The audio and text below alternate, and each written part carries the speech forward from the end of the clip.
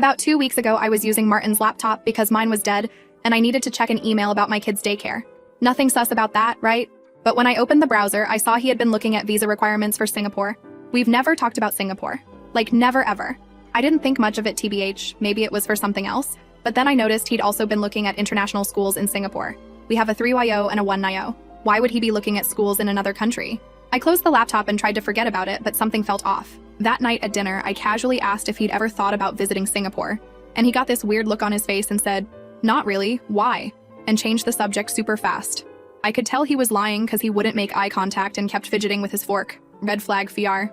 The next day, while he was at work, I went through his laptop again. I know. Invasion of privacy, whatever, but I was freaking out.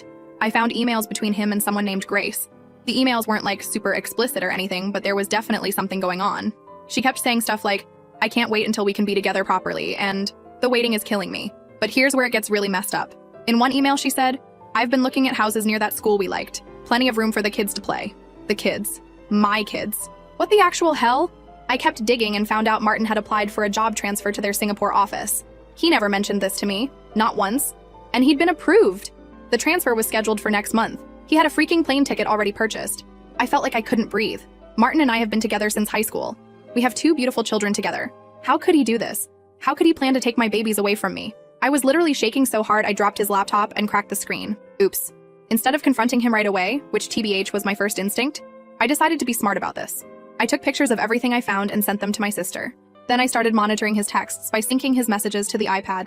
He doesn't know I can see them. For the next week, I watched as he texted this Grace person constantly. They never said anything explicitly about taking my kids, but they talked about the plan and making sure everything goes smoothly. He kept assuring her that everything was on track. I also found out he'd been moving money to a separate account. Small amounts at first, but over the past 3 months, it added up to almost $20,000. Our savings is basically gone. I feel sick thinking about how long he's been planning this. Yesterday, I decided I needed to know who this Grace person is. I went through Martin's contacts and found her number. I didn't call her or anything. I just wanted to see if I could figure out who she was. I searched her on social media and OMG. She's his coworker.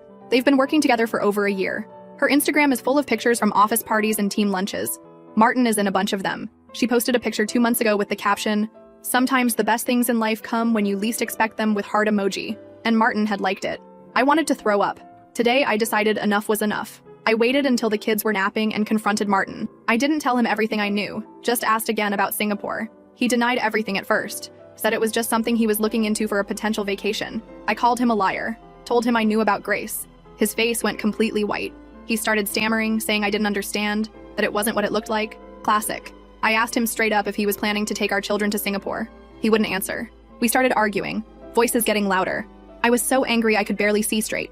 He kept saying I was overreacting, that I was crazy, but then his phone buzzed. It was a text from Grace. I lunged for it, but he grabbed it first, holding it away from me. I screamed at him, demanding to see it. He refused, backing away from me. I followed him into the kitchen, still yelling. He was trying to delete the message when I grabbed his arm. He shoved me away, hard. I stumbled backward and hit the counter. That's when I saw it.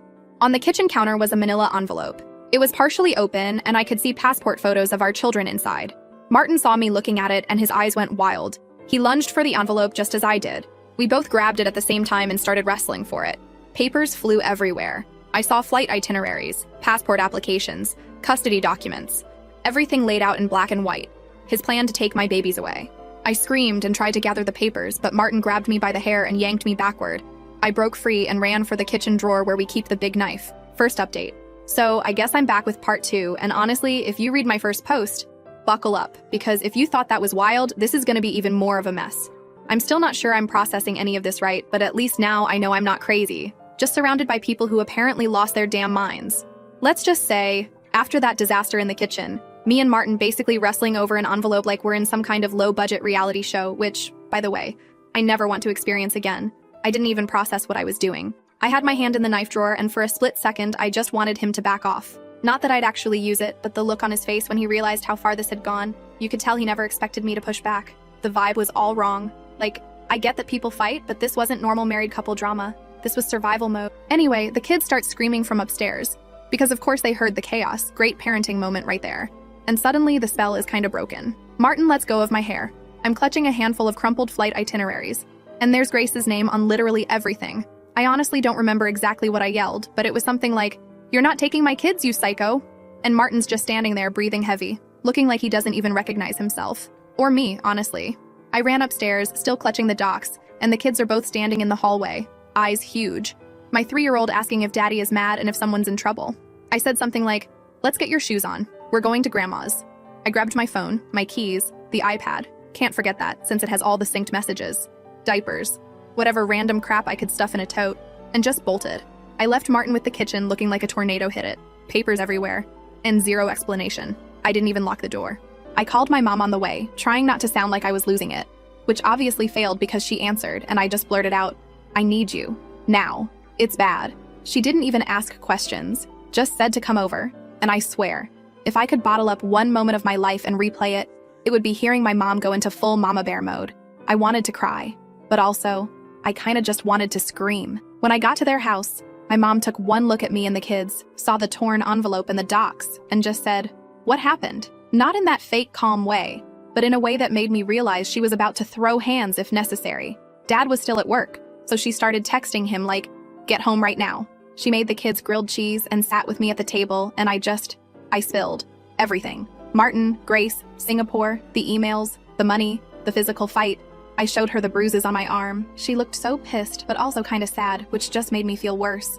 She started asking practical questions, like, did Martin have the kids' passports? No, I found them in the envelope.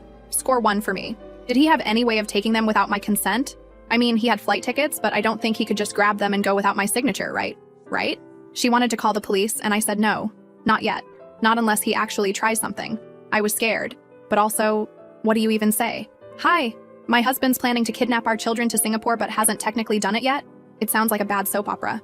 Dad got home maybe an hour later, and that's when things got loud. My dad is usually the, "Let's talk this out, nobody needs to yell" type, but not this time. He wanted to go straight to Martin's place and talk some sense into him. Mom was all for it, but I said no, because honestly, I was scared he'd make things worse. My dad's got this old school protect my daughter at all costs energy, which is sweet, but also, I didn't want him to get arrested for breaking down the door. So we kinda sat in this weird tension, like all of us waiting for a bomb to go off. The kids were running around like nothing happened, thank God for tablets and SpongeBob. And I was just scrolling through Martin's messages on the iPad, my mom reading over my shoulder. Grace texted him again, something like, "Did you talk to her? Is she going to sign?" And Martin replied, "She's being difficult. I'll handle it." My mom just snorted like, "He's got another thing coming if he thinks you're going to roll over." I honestly loved her so much in that moment, even if my stomach was in knots. It got even more awkward when Martin started blowing up my phone. First, it was calls, then texts, then more calls. I ignored all of them, but finally, he sent this long, rambling voice note. He said I was overreacting, that I was making a scene in front of the kids, that nothing was set in stone, and he just wanted what was best for everyone. He never said, "I'm sorry," not once. He kept making it sound like I was the one causing problems. My mom wanted to call him back and read him the riot act, but I said no because I wanted to control the story. I wanted to see what he'd do next. Maybe that was stupid, but I was sick of being the one who reacted. I wanted to be the one who acted for once. Dad, meanwhile, was on his own mission. He started calling his friend who knows someone in family law. Classic dad move, networking when I'm falling apart. And he was all, "We need to talk to someone who understands this stuff because if Martin tries anything, we need to be ready." Mom started texting Martin's mom, because apparently they still talk sometimes, which is news to me. She just sent a simple, "We need to talk. Now." No explanation. Martin's mom called back within minutes, and from what I could hear, she was totally caught off guard. She kept asking if I was okay, if the kids were safe, if Martin really did all that. I could hear the disbelief in her voice, like, her son would never do something like that. My mom wasn't having it. She just said, "Your son planned to take my grandkids out of the country without telling anyone. We have proof." She sent her some of the photos I'd taken of the docs, and after that, Martin's mom got real quiet. I don't think she knew what to say.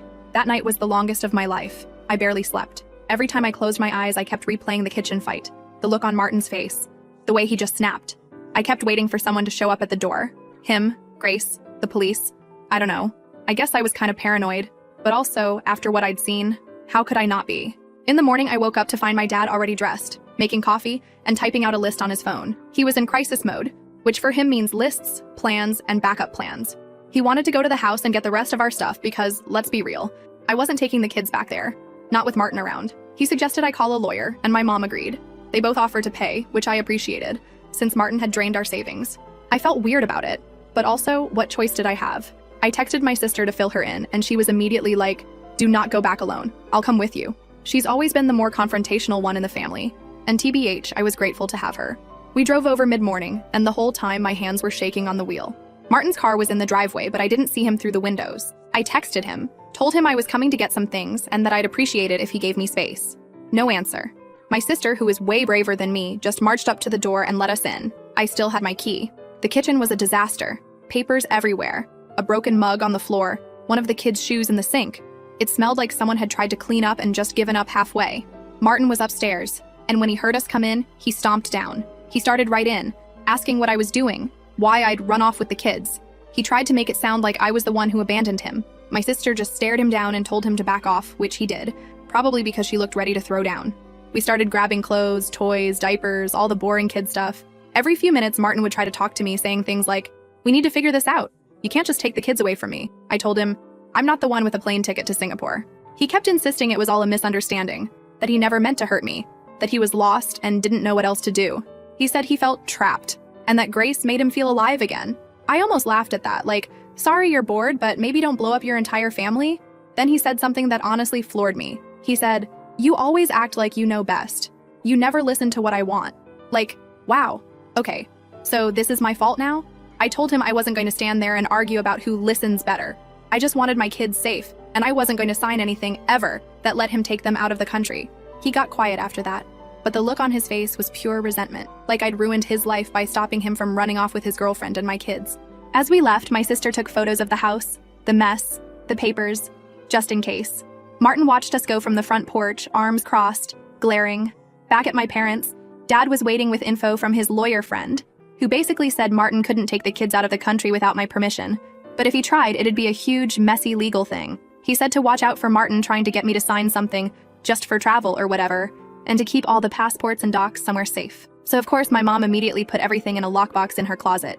She's not playing around. A few hours later, Martin's mom showed up at my parents' house. I was honestly dreading it, but she came in looking 10 years older, holding a big Tupperware of soup. She sat down and just asked, "Is this really happening?" I showed her the emails, the flight info, the money transfers. She got so quiet, just shaking her head. She said she never thought Martin could do something like this. Then she started crying, which, yeah, that sucked. My mom hugged her, and for a weird moment, it felt like we were all just lost together.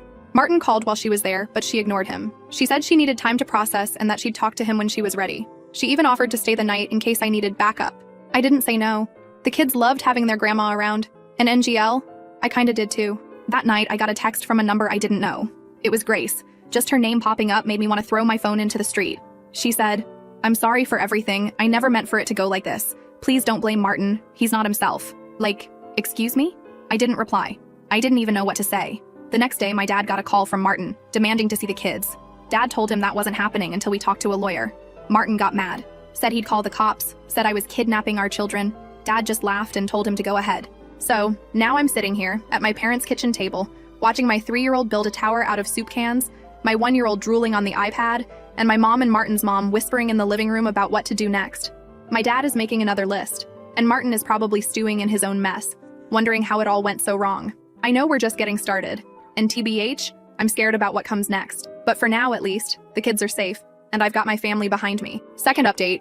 Okay, Reddit, here we go again. I'm not even sure where to start this time because it's been a whole new level of weird, tense, and straight up exhausting. If you've been following my last 2 posts, you already know Martin tried to pull off the most unhinged family relocation ever, except I wasn't supposed to be part of the move. Martin started texting me again, but this time it wasn't just guilt trips or let's talk. He sent these long, frustrated messages about how he couldn't believe I was turning his own mother against him and how I was brainwashing the kids. He said I was making a circus out of nothing, and if I didn't start cooperating, he'd have no choice but to take action. I showed my parents, and my dad just muttered something about Martin having the emotional range of a teaspoon. I wanted to laugh, but Engel, it freaked me out. That phrase, take action, kept running through my head. Like, what did he even mean? Was he talking about court? Something worse?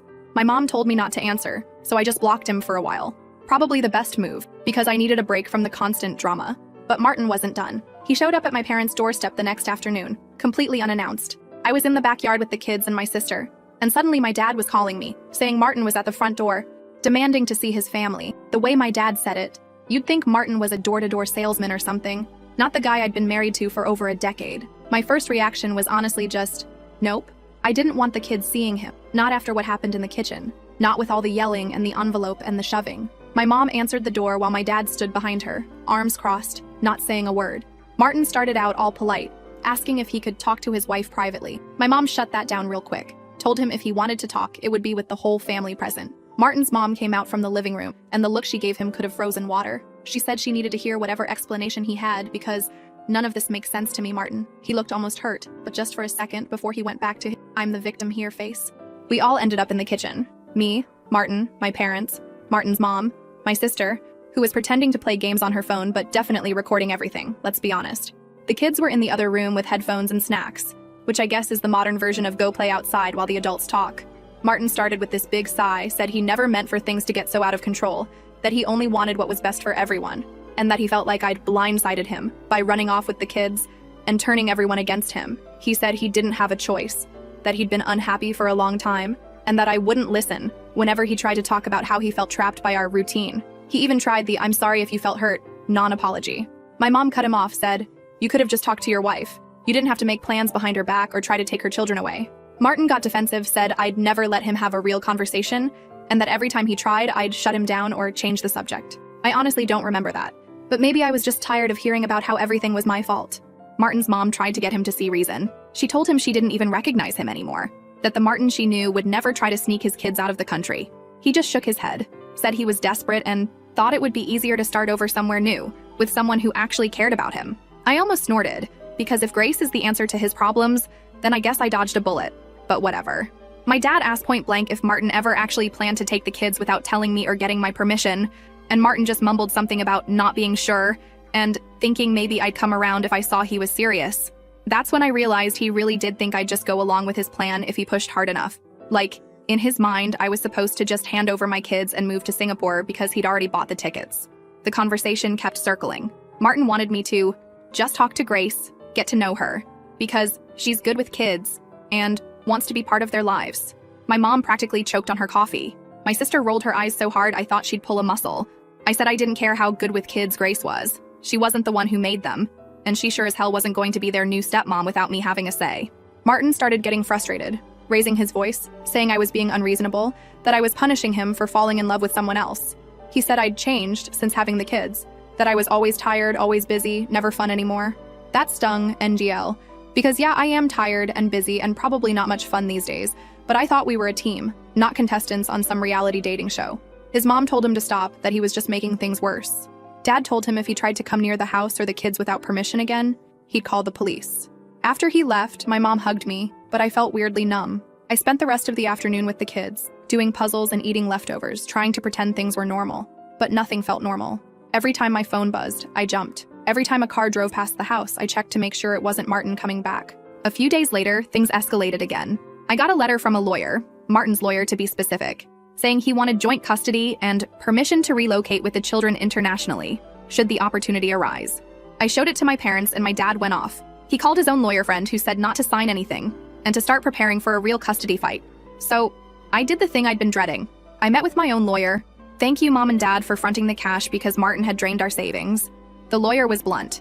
Martin couldn't take the kids out of the country without my signed consent, but he could make things difficult in 100 other ways. She said to keep documenting everything. Texts, emails, even the stuff his mom and my sister had witnessed. She also told me not to engage with Martin directly, and to let everything go through lawyers from now on. Martin, of course, did not stick to that plan.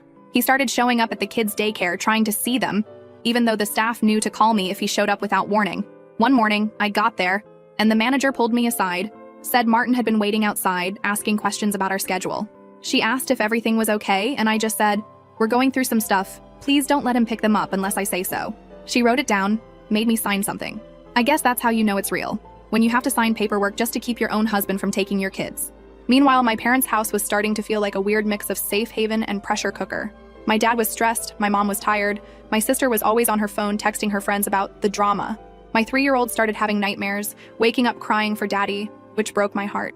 I tried my best to keep things calm, but some days I just wanted to run away myself. Martin's mom was still staying with us, but you could tell she was torn. She loved her son, but she also loved her grandkids, and she kept apologizing for not seeing this coming. I didn't blame her, but it was weird having her around all the time. Sometimes I'd catch her crying in the laundry room. Then, out of nowhere, Grace messaged me again. This time, it was a long, rambling wall of text about how she never wanted to break up a family and didn't realize how complicated things would get. She said she just wanted Martin to be happy, and that maybe if I gave her a chance, we could all figure out a way to make this work. I didn't even answer.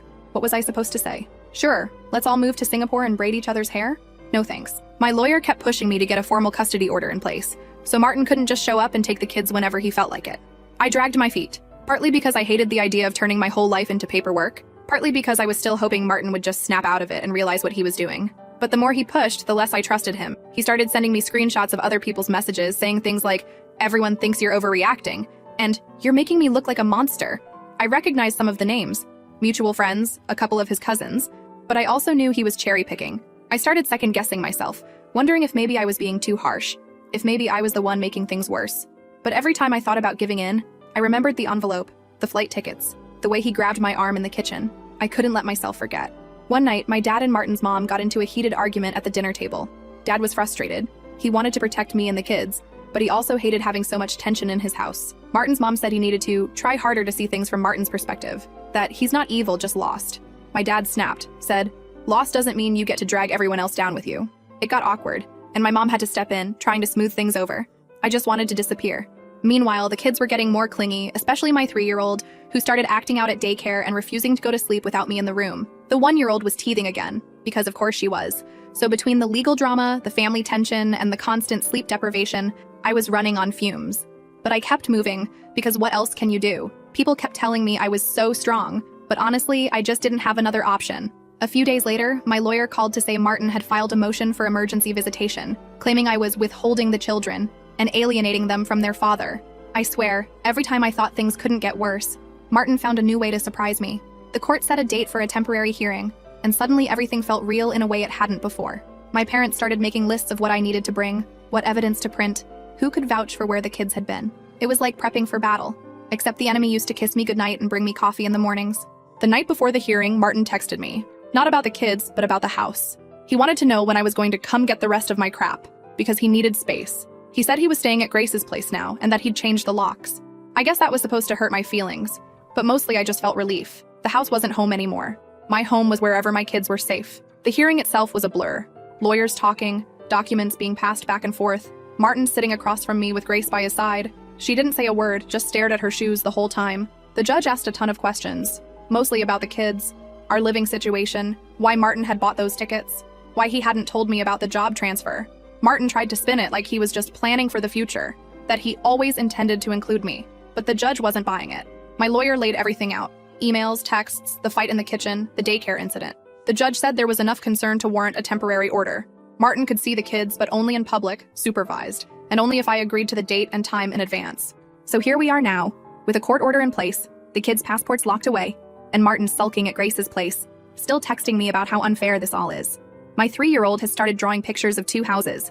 One with me, one with Daddy, and that lady with the glasses. I guess that's Grace. Do I think Martin's done? Not a chance. Final update. All right, Reddit, here we go. Final round, or at least I hope to God it is. I swear, if you told me last month that my biggest worry would be whether the kids had clean socks for daycare, I would have believed you. Instead, I'm splitting my life between my parents' guest room, tense court hearings, and supervised playground visits where everyone is pretending this is just a rough patch. If you've stuck with me so far, thanks, because this has been the wildest, messiest, most exhausting saga of my life, and I wouldn't have believed half of it if someone else told me. So, after the court put that temporary order in place, things got weirdly quiet for like a whole week.